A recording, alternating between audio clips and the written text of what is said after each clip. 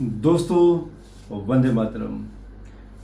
भयंकर बारिशें होना शुरू हो चुकी हैं और बहुत सारे क्वेश्चंस भी आए हैं मेरे पास कि जैसे कि हमने पहले ही प्रेडिक्ट कर दिया था जब ये वर्ष शुरू हुआ था कि इस वर्ष में ऐसी ऐसी बारिशें होंगी, इस तरह से होंगी कि पहाड़ों के पहाड़ खिसक जाएंगे अपने रास्तों से और कृषि का बहुत बड़ा नुकसान होगा।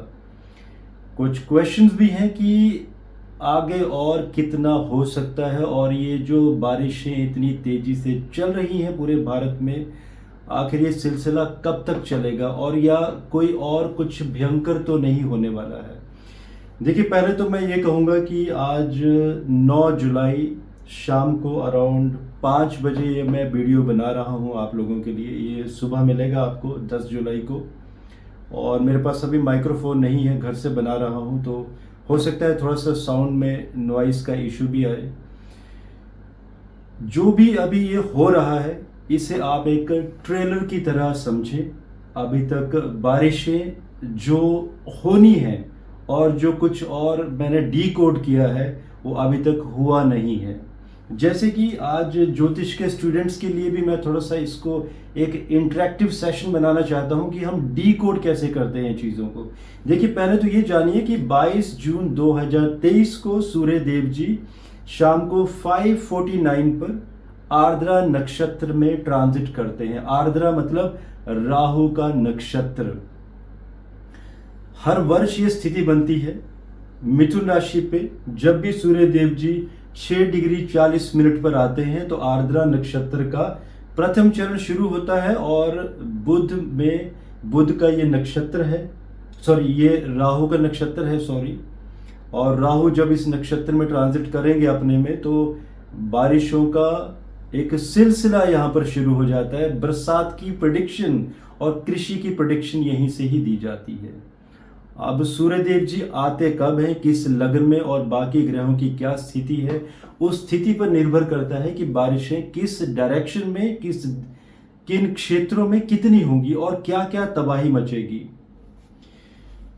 इस वर्ष वृश्चिक लग्न में ये स्थिति बनी है। वृश्चिक लग्न मतलब मंगल का लग्न और साथ में ये जलीय राशि भी इसे कहा गया है।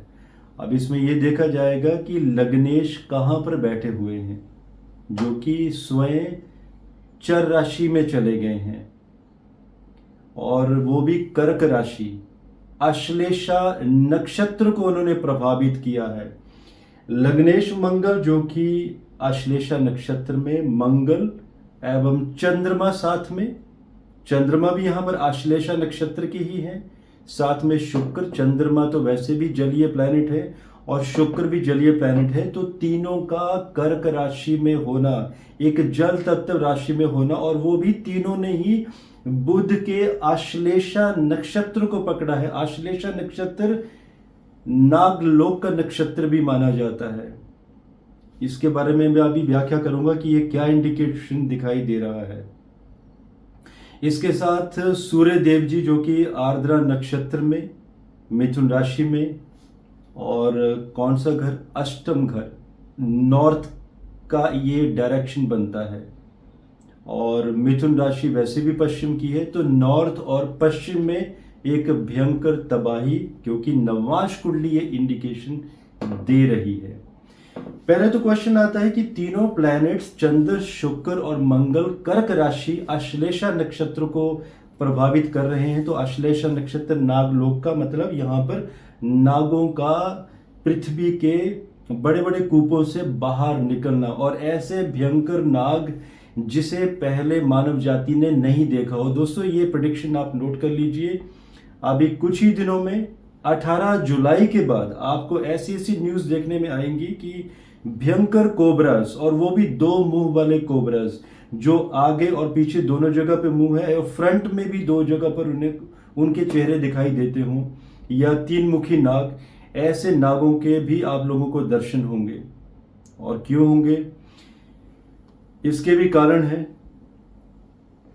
और ऐसा नहीं है कि 18 जुलाई के बाद ही होंगे, अभी भी जो शहरों में जो अपार्टमेंट भी हैं, जहां पर अक्सर नागों के बारे में विचार नहीं किया जाता है, वहां पर भी शहरों से न्यूज आना शुरू होगी कि अचानक ही किसी अपार्टमेंट में बड़े बड़े कोबराज ने एंट्री कर ली, या कोबराज ने अपार्टमेंटों को अचानक ही चारों तरफ से घेर लिया, या बेसमेंट में बहुत सारे कोबराज आना शुरू हो गए। ये इस तरह की न्यूज आप लोगों को देखने को मिलेगी, जो कि अक्सर शहरों में ऐसा नहीं होता है। नाग अक्सर गांवों में ही पाए जाते हैं या पहाड़ी इलाकों में। एंड इसके साथ साथ कुछ इस तरह के जीव भी इस वर्ष देखने में आएंगे जिसके बारे में ना तो कभी किसी ने सुना हो और ना ही कभी कहा हो, ना ही शास्त्रों में कभी पढ़ा हो। तो ऐसे इंडिकेशंस ये प्लैनेट इंडिकेट कर रहे हैं।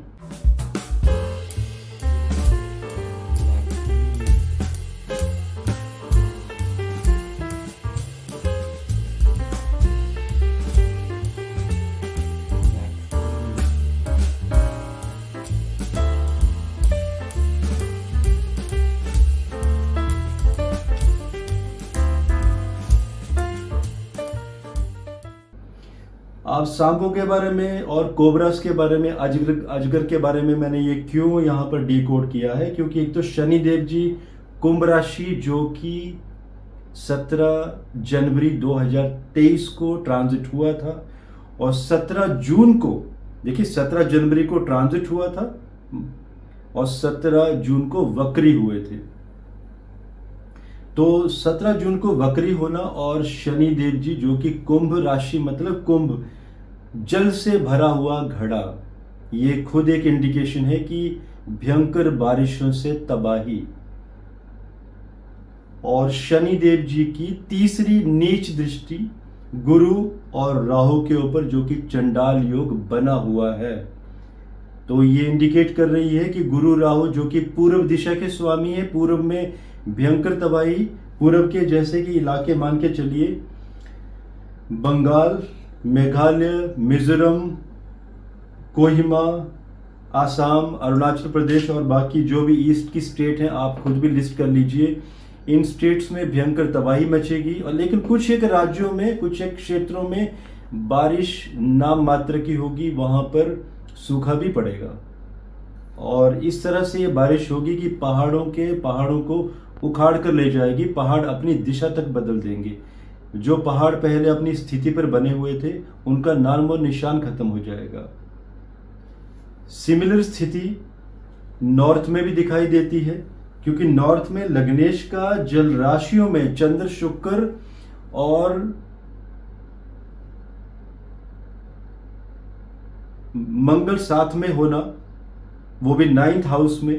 तो इट्स ए क्लियर इंडिकेशन कि नॉर्थ में हिमाचल प्रदेश, उत्तराखंड, गुजरात, महाराष्ट्र, पश्चिम की भी दिशाएं लेके चल रहा हूं मैं बीच में, जम्मू कश्मीर, राजस्थान, पंजाब, मध्य प्रदेश, दिल्ली, हरियाणा, उत्तर प्रदेश। दोस्तों पहाड़ तो पहाड़, जिसमें मैंने प्रेडिक्ट किया है कि पहाड़ अपनी दिशा ही बदल देंगे, पहाड़ अपनी जगह से ही गायब हो जाएंगे। तो आप सोचिए कि इसका मतलब क्या बनता है। जब पहाड़ दिशा बदलते हैं तो वो स्वयं नहीं बदलते हैं, जल उनकी दिशा को खत्म कर देता है, उनको अपने रास्ते से हटा देता है। तो सोचिए ये जो भयंकर तबाही पहाड़ों से आएगी, ये प्लेन में भी आएगी।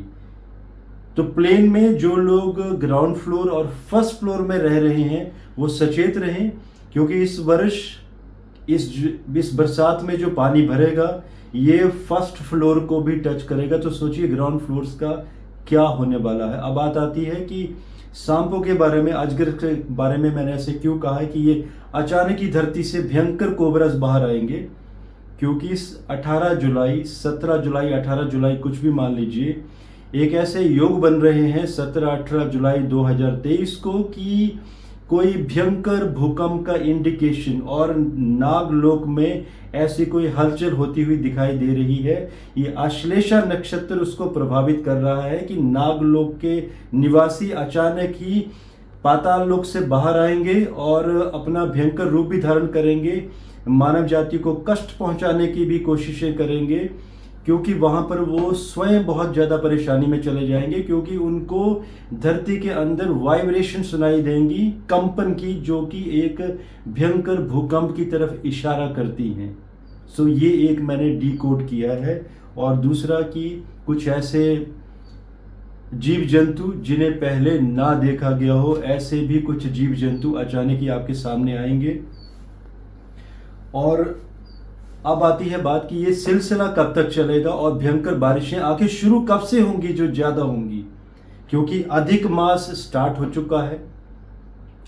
अभी स्टार्ट नहीं हुआ है, इसको स्टार्ट माना जाएगा 18 जुलाई से लेकर 16 अगस्त के बीच में। तो ये जो भयंकर तबाही मचेगी बारिशों की, भूस्खलन की, जो मैंने प्रेडिक्शन की है, ये उस समय होंगी। ये तो ये जो अभी हो रहा है ये एक ट्रेलर मात्र है। ट्रेलर में भी देखिए आप, सड़कों की सड़कें गायब हो गई हैं, तो आगे क्या होने वाला है आप सोच सकते हैं।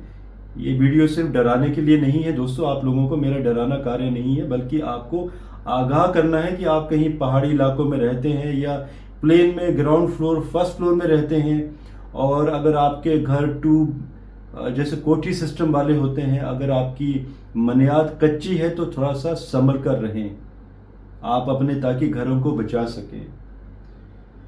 और बाकी शनिदेव जी और क्या क्या करेंगे वो मैं पहले ही आपको बता चुका हूँ, जिसमें मैंने ये भी इंडिकेशन दिए हैं कि जैसे ही शनिदेव जी आगे बढ़ते चले जाएंगे, वक्री हो चुके हैं, चंडाल योग भी बढ़ता चला जाएगा, तो वैसे वैसे एलियन कनेक्शन बढ़ता चला जाएगा, एलियन कनेक्शन ज़्यादा देखने में नजर आएगा। अब एलियन कनेक्शन क्या है इसके बारे में मैंने बहुत बार प्रेडिक्शन भी दी है, जिसमें मैंने 23 दिसंबर 2020 को एक वीडियो दिया था डिटेल में, जैसे मैंने दिया था वैसा ही होता चला गया है। आप वो पुराने वीडियो भी देखिएगा एक बार। और एलियंस के बारे में एक डिटेल वीडियो मैं अभी आप लोगों के लिए फिर से लेके आऊँगा। और तब तक दोस्तों मुझे इजाज़त दीजिए, सेफ रहिए, अपना ख्याल रखिए, और इसके साथ ही भारत माता की जय।